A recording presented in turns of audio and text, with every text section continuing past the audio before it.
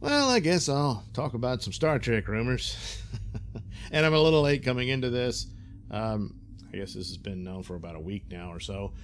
For some 4chan leaks or rumors about Star Trek. Now, once again, hey, it could be complete crap, or it could be true, or it could be mostly true, mostly and somewhat false, or what have you, as these things tend to play out. So, well, why even discuss it when you can't be certain? Well, I ain't got nothing better to do. But also, there's some legitimacy to it, considering the current state of Star Trek, and none of it's good. As bad as Lower Decks is, it's probably the best work that's come out of Kurtzman's secret hideout organization. And that might lend somewhat to the reality that he probably had very little to do with it.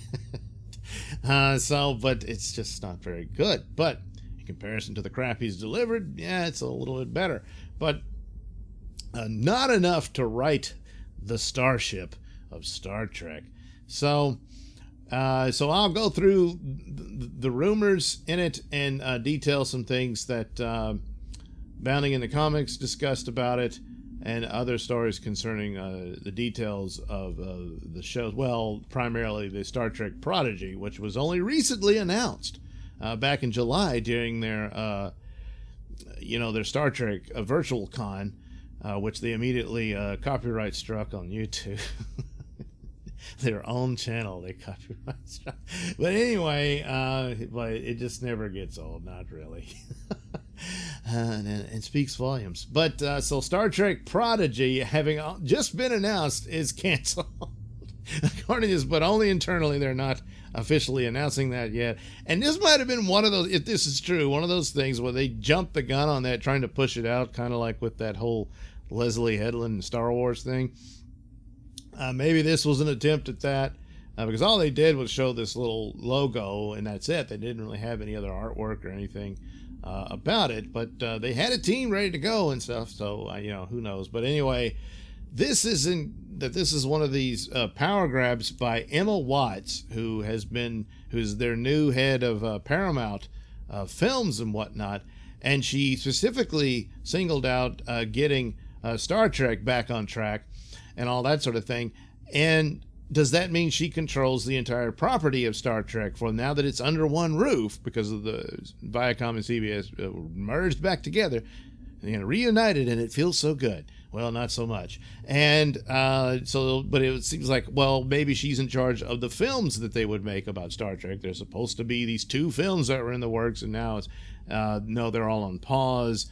The Hawley one, which probably won't happen, and the Tarantino one, I don't think was ever really going to happen. But anyway, that's it. So she's giving it a look-see, and we're going to try to figure something out there. But does this mean she also has power over the television properties? Because Kurtzman may only be there, they have to pay him contractually, but he may not have really any more power left for the shows. His only hope is that something like Lower Decks and the 3rd season of Discovery would just suddenly blow everybody away, and they would come back, and then he would be back on top with Star Trek. That might be the situation there. But so Prodigy, before it even goes out, is canceled internally. They're not going to go forward with it. Well, gee, I wonder what the problem was. Well, with Bounding into Comics, revealed what the synopsis for it is. So it would be a CG animated show, so a little more fancier, I guess, than the although I don't really mind the animation of Lower Deck. Some people do, but the stories had to be good, and they're not.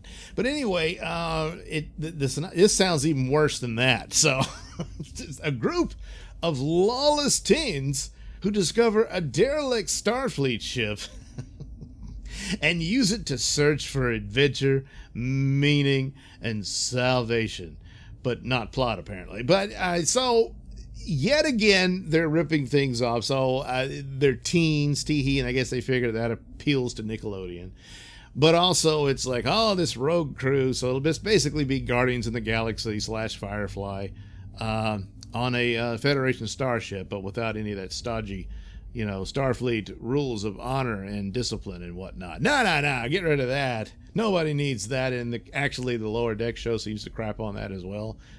So that's, the ethic is to have no ethic. So, if this has been canceled, it's probably for the best.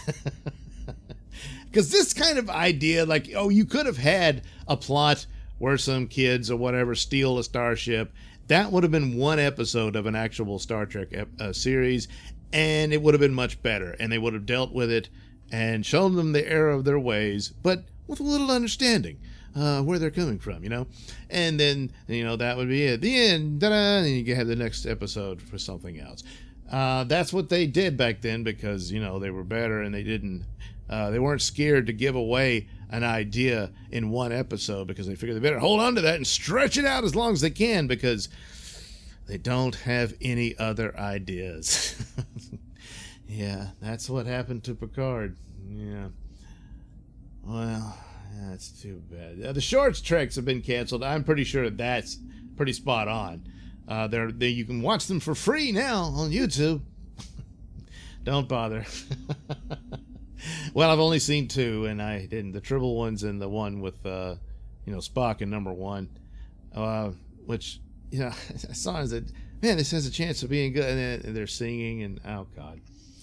And then the Tribble one just destroys canon and just there for some, woman to kick a clearly mentally disabled man repeatedly. It's like, how did he ever get there, and why? You're in command and you allowed this. Yeah, never mind. It's a crappy episode, and the whole thing about Tribbles, they didn't know that at all either. So, really bad. As for the others, I don't know. They're free now. For a good laugh, maybe I could tune into some of the others. I don't know yet. But anyway, Star Trek Discovery Season 3 has been edited and filmed to end on a series finale. This is one I'd heard before, too, for quite some time. And so I'm thinking it's probably true. Because of the failure of the first 2, it's time to just wrap this up and get it over with.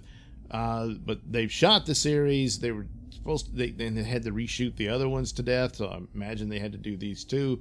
But whether or not the outbreak interrupted that to the point that they couldn't, who knows? It might be a bit of a mess. Well, what are you going to do? But apparently, whatever ending they came up with leaves it open if there's a possibility for it to get a redo. But with Watts in charge, she's probably not interested in that. It's time to just cut your losses and fix this thing. And a lot of that would probably involve never mentioning this version of Star Trek again, and be allocated to an alternate timeline. There you go. Bada boom, bada bing. It's done. So Star Trek Lower Decks, their only real success. Not really. May or may not survive depending on its viewership, but it is extremely low, which might make its greenlit Season 2 suddenly evaporate. Just because they announced a Season 2, it does not mean it will happen. This is very similar to saying there's going to be a sequel to a film when you put it out, and this is all about getting hype and excitement and maintaining interest and investment more than anything else. And so for TV series, do the same thing for a new season, and the hopes that, oh yeah, everything's fine, it's rolling, but ultimately, yeah, let's see the numbers. You just don't see it. That's too bad. There's a little bit of that about Picard. We'll get into that. But first, Strange New Worlds, the only show that might actually make me re-up my subscription to CBS All Access, which I canceled after Picard. Even though you have to accept that it's this alternate version, it can't. This idea that it's the actual Pike from the original series, his stories and all that. It isn't. There was no attempt made to link that. It was just very lazily done, and a lot of stuff thrown in.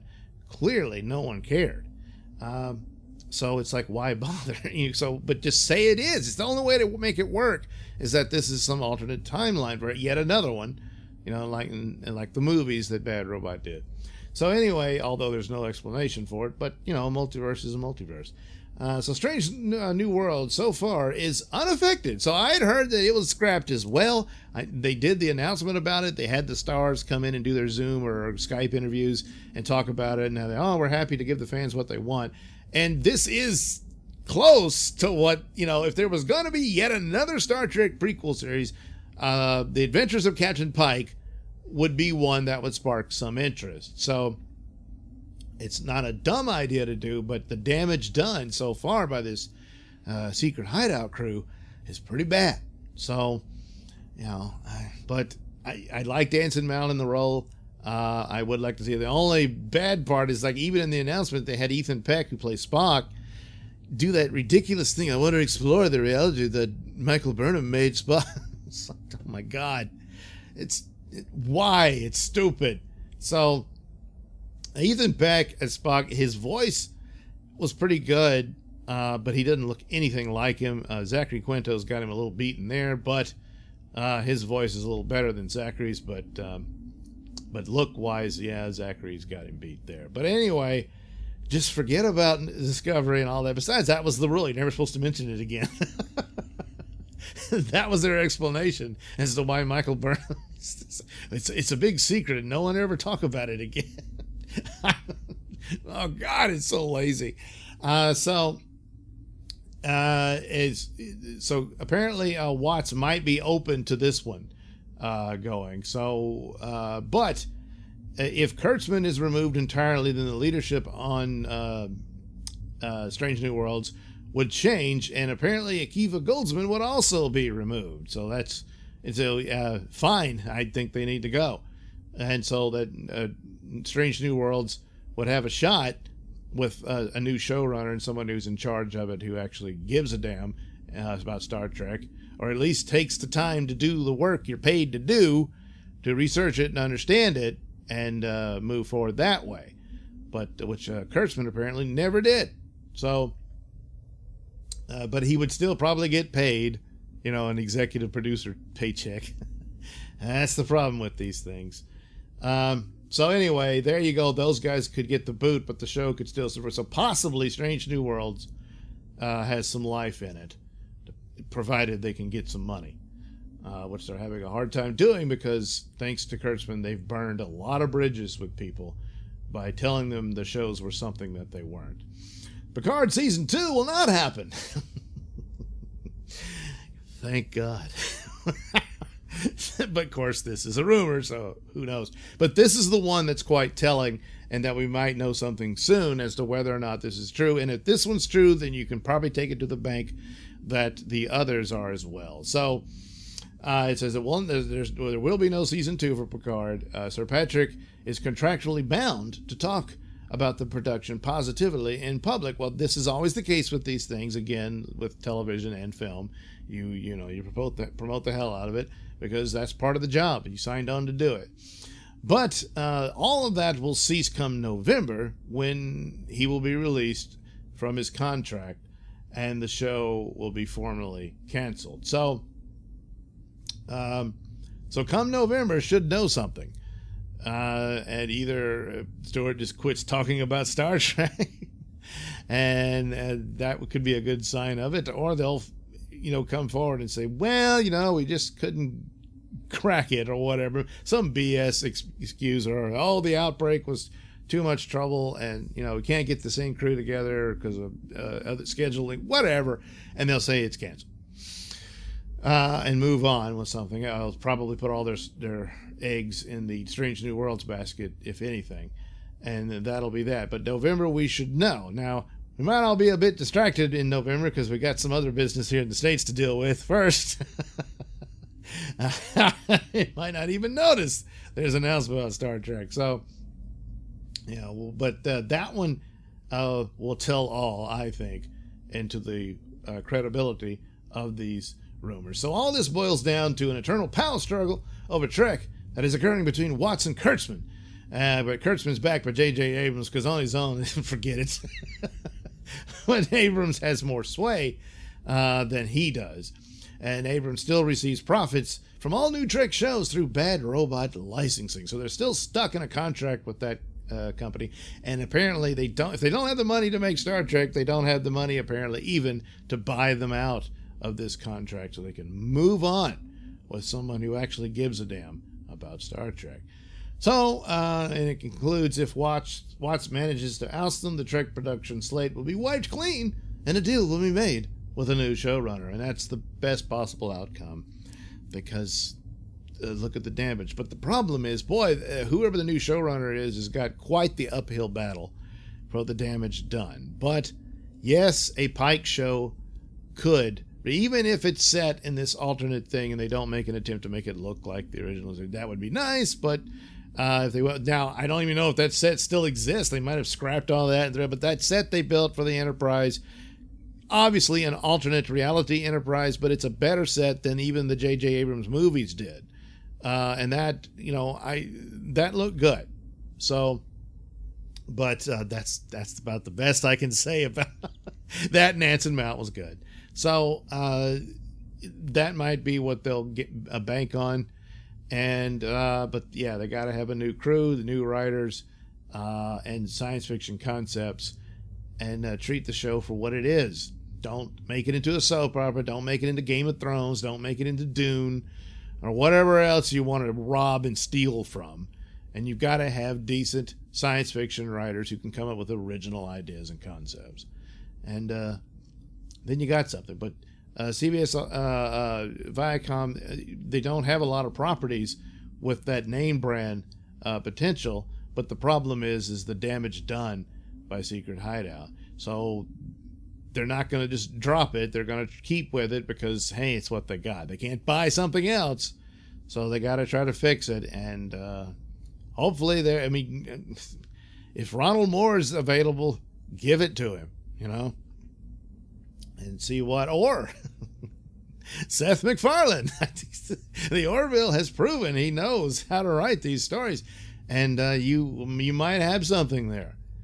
Yeah, so somebody like that, people that could get some excitement going in the hopes that the damage can be cleaned and wiped away and it can be restored.